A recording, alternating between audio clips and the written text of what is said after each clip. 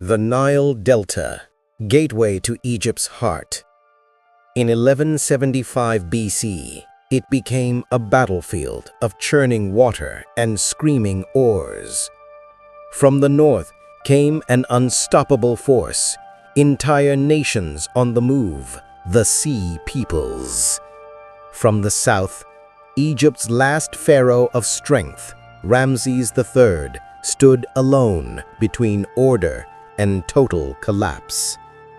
This is the naval battle that saved a civilization. But victory would come at a cost, and the world would never be the same. The late Bronze Age was dying. Trade networks collapsed. Cities burned from Anatolia to the Levant. Kingdoms that once ruled the seas, Mycenae, Ugarit, Hatti, vanished almost overnight. Into this vacuum surged a confederation of warriors, migrants, and raiders, the Sea Peoples, a name carved into Egyptian stone with fear and respect. They were not a single tribe, but many: the Peliset, the Shurdan, the Danyen, the Shekelish, a coalition of dispossessed nations seeking land, conquest, and survival. By 1177 BC, they swept across the Mediterranean like a storm. Only Egypt, the last great power, remained standing. And in 1175 BC, they came for it. Ramesses III understood the threat. Land defenses alone would not hold. The Sea Peoples had brought families, ox carts, and entire populations. This was no raid.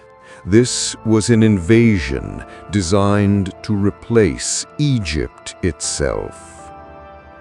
He ordered the Nile Delta fortified, shoreline archers positioned behind walls, chariots prepared inland, and on the water, Egypt's war galleys waited with sharpened rams.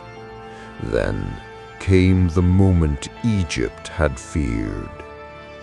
Foreign ships entered the delta in a wide formation, heavy, crowded vessels with high decks filled with spear throwers and sword fighters.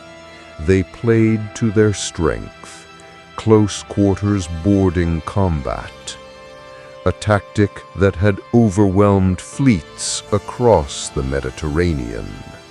But Ramesses had studied them. He refused to meet them in the open sea. Instead, he lured them into the narrow delta channels, where maneuvering was nearly impossible. It was a trap.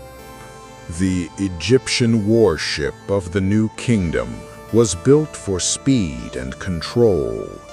Light hulls, fast oars, sharp bronze-tipped rams designed to punch into enemy planks.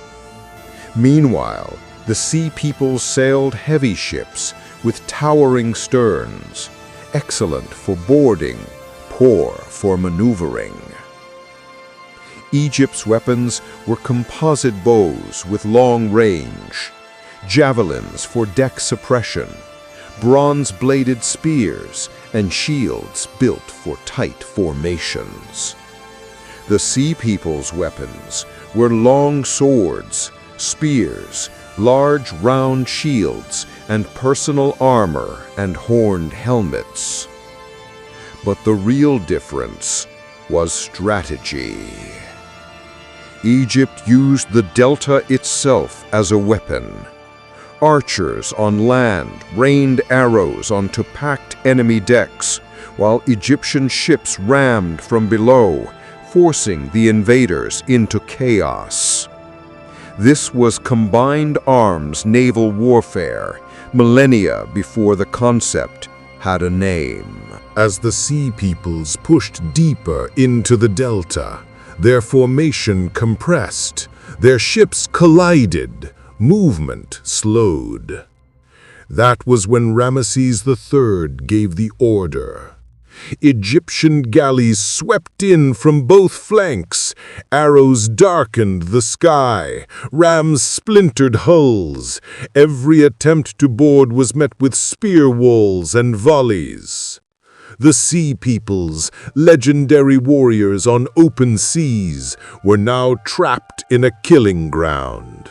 Their vessels overturned, bodies and broken shields drifted in the current. The invasion collapsed.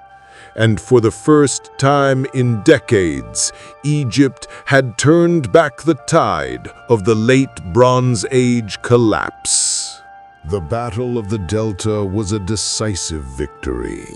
The Sea Peoples fled or were destroyed. Groups like the Pelesic would later settle in Canaan, becoming known to history as the Philistines. Egypt survived, but only barely.